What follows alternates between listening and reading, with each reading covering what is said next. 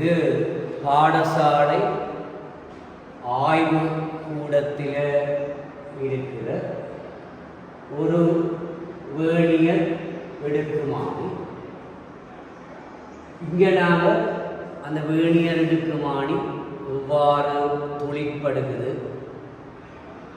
அதின் வாசிப்புகள் எவ்வாறு எடுக்கப்படுது என்றதை பற்றி ஆராயப்படும். அதாவது இங்கு அடிப்படையாக ஒரு வேணியர் எடுக்குமானி எவ்வாறு தொழிற்படுகிறது, அதில் பூச்சியவள் எவ்வாறு காண்றது, வாசிப்பு எவ்வாறு காண்றது, வேணியர் ஸ்கேல் என்ன மாதிரி இருக்கு என்ற அடிப்படை விடயங்களை மட்டும் ஆராயப்படும். இதுதான் எங்களுக்கு வேணியர் எடுக்குமானி இருக்கு. இதில் மேலே இருக்கிறது பிரதான அளவிடை, மேலே இருக்கிறது பிரதான அளவிடை. பிரதான அளவிடை என்றால் எங்களோட சாதாரண புற்றோல் மட்டை தான் அந்த ரீடிங். இதில் அந்த குட்டியாக இருக்கிறது தான் நாங்கள் வேணியர் அளவிடை என்று சொல்லுவோம். இதில் குட்டியாக இருக்கிறது தான் வேணியர் அளவிடை. பிரதான அளவிடையில் வேணியர் அளவிடை நகரக்கூடியவாறு பிரதான அளவிடை மீது வேணியர் அளவிடை நகரக்கூடியவாறு இதில் ஆரம்பத்தில் பார்த்தீங்கன்னா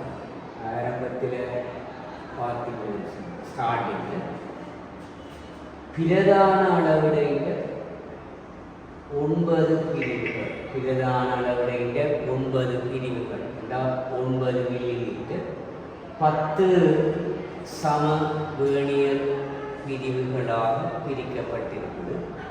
9 மில்லிமீட்டர் 10 பகுதிகளாக பிரிக்கப்பட்டிருக்குது என்றால் ஒரு பிரிவு 0.9 மில்லிமீட்டர், இதில் இது 1 மில்லிமீட்டர்.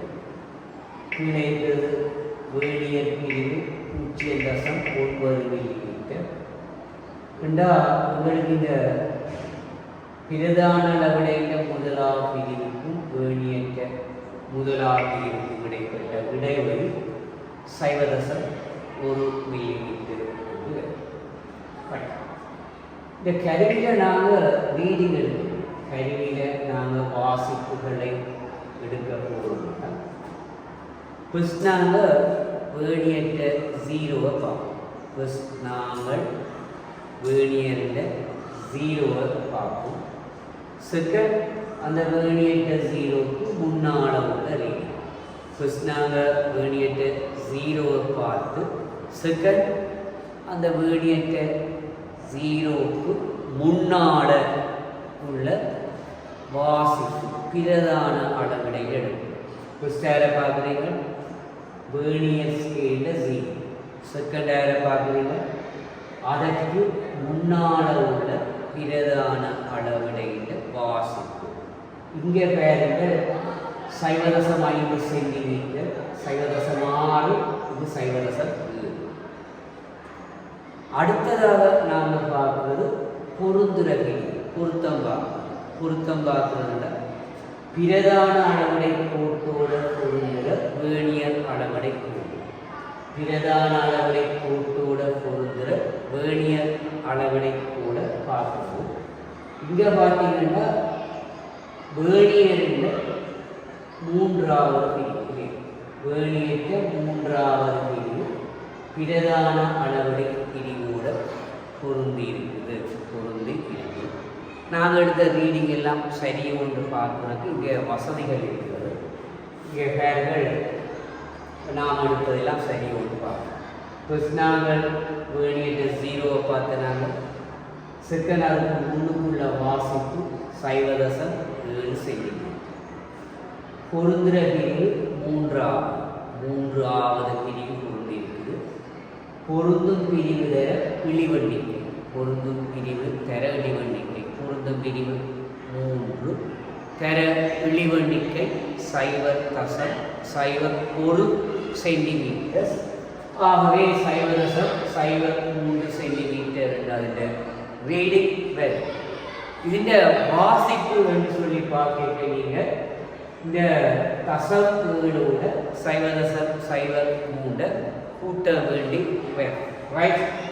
இப்போ நாங்கள் இன்னொரு ரீடிங் ரிவர்ட் சைட் ரீடிங் இன்னொரு ரீடிங் என்ற பார்த்தோம்னு சொன்னால் இதில் வேறுகள் கிறிஸ்வேனியன்ற 0 செகண்ட் அதுக்கு முன்னுக்குள்ள ரீடிங் அதுக்கு முன்னுக்குள்ள வாசிப்பு பிரதான அளவுடைய 1.2 சென்டிமீட்டர். அடுத்த குறும்பு பிரிவு இங்கேயும் 3 விதர்ச்சியாக வந்துட்டு. ரைட். இங்கே கவனிக்கிறேன். ஆரம்பத்தில் இந்த வேணியர் அளவுடைய நகர்த்தை வேணியர் அளவுடைய நாங்கள் நகர்த்தை பிரதான அளவுடைய மீது வேணியர் அளவுடைய நகரக்கூடியதாக இருக்கும். அந்த வேணியர் அளவுடைய நகர்த்தைக்கு அதனுடன் சேர்ந்து அகத்தாடை என்று சொல்கிறார். அகவிட்டங்கள் குழாய்களின் உள்விட்டங்களை அளப்பதற்கு பயன்படுத்திய அகத்தாடை, இதை புறத்தாடை என்று சொல்கிறார். புறவிட்டங்களை அளப்பதற்கு பயன்படுத்தப்படுவது அதை புறத்தாடை என்று சொல்வது. ஆழம் அளக்கும் கோல் அல்லது தண்டு என்று சொல்வது. இந்த வேணியரை நாங்கள் வேணியரை நகர்த்தைக்கு கூடவே வேணியர் நகர்த்தைக்கு கூடவே அகத்தாடை புறத்தாடை ஆழமளக்கும் கோல் ஆகிய 3 நகரக்கூடிய மாதிரி நாங்கள் வேணியர் ஸ்கேல நகர்த்தைக்கு இந்த தாடை அகத்தாடை புறத்தாடை ஆழம் அளக்கும் கோல் 3 கூடவே நகரக்கூடியவாறு இருக்கும். ரைட். இங்கே பாருங்கள், தாடைகள் ஒன்றோடு ஒன்று பொருந்தைங்க. தாடைகள் ஒன்றுடன் ஒன்று பொருந்தைங்க. பிரதான அளவுடைய 9 மில்லிமீட்டரோட வேணியரில் 10 பிரிவுகள் பொருந்தியிருக்குது. பிரதான அளவுடைய 9 பிரிவுகள் 10 பிரித்திருக்கும். இது மாதிரி வேறு செட்டப் இருக்கலாம். கவனிகள் வேறு செட்டப் வேண்டாம். எக்ஸாம்பிள் பார்த்தீங்கன்னா இதில் பார்த்தீங்கன்னு சொன்னால் பிரதான அளவுடைய 24 பிரிவோட வேணியரில் 25 பொருள் இருக்குது. அப்படி இல்லாமல் இதில் பார்த்தீங்கன்னா சொல்லுவாங்க பிரதான அளவுடைய 19 பிரிவோட வேணியருக்கு 20 பிரிவு. பிரதான அளவுடைய 19 பிரிவுகள் வேணியரில் 20 சம பகுதிகளாக பிரிக்கப்பட்டுள்ளது. அப்படி இல்லாட்டில் கவனிங்கள் இதில் சும்மா சொல்லிப்பாருங்க. பிரதான அளவுடைய 4 பிரிவுகள் வேணியரில் 5 பிரிவுகளாக பிரிக்கப்பட்டிருக்கிறது.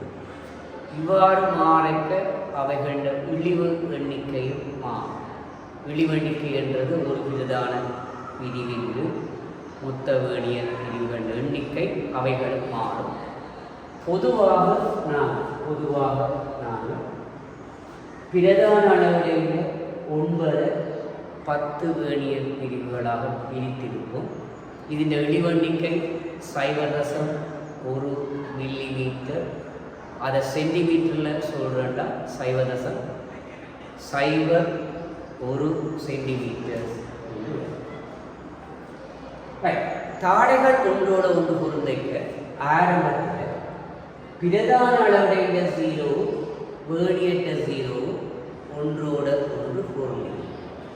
இனி நாங்கள் இதை நகர்த்தை நாங்கள் அங்காள நகர்த்தைக்க ப்ளஸ் வேணியற்ற முதலாவது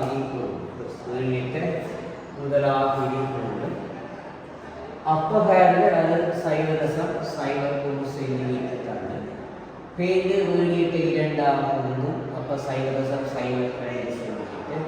3ஆவது பொருந்தும். அப்போ 0.03 சென்டிமீட்டர். 4ஆவது பொருந்தும். அப்போ 0.04 சென்டிமீட்டர். 5ஆவது பொருந்தும். அப்போ 0.05 சென்டிமீட்டர் என்று ஒவ்வொரு வேணிய பிரிவுகளும் பொருந்த பொருந்த பின்னால்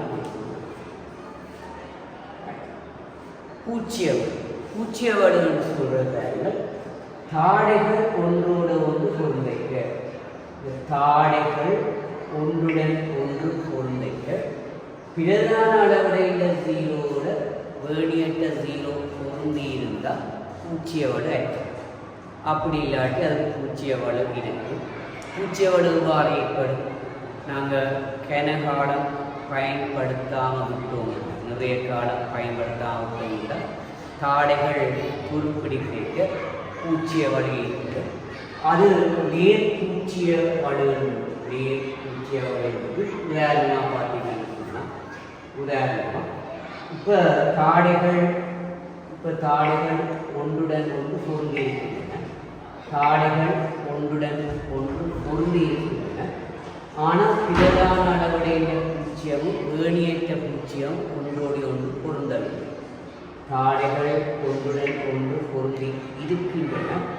ஆனால் பிரதான அளவுடைய பூச்சியமும் வேணியற்ற பூச்சியமும் ஒன்றாக பொருந்த இல்லை. வேணியற்ற ஆறாவது பிரிவு பொருந்தி. ஆறாவது பிரிவு வேணியற்ற சரியா சொல்றதுங்க. வேணியற்ற ஆறாவது பிரிவு பொருந்தி. ரெண்டு சொல்லியும் பார்த்தீங்கன்னா இங்கால் நீண்டகால பயன்பாட்டில் தாடைகள் தேவடைவதால் மறைப்பூச்சியவடுகள். இங்கே பேர்கள் தாடைகள் ஒன்றோடு ஒன்று பொருந்தைக்க பூச்சியவடு இல்லை. இப்போ பேர்கள் தாடைகள் ஒன்றோடு ஒன்று பொருந்தைக்க பூச்சியவடு இருக்குது. இது பிரதான அளவுடைய சைவர்.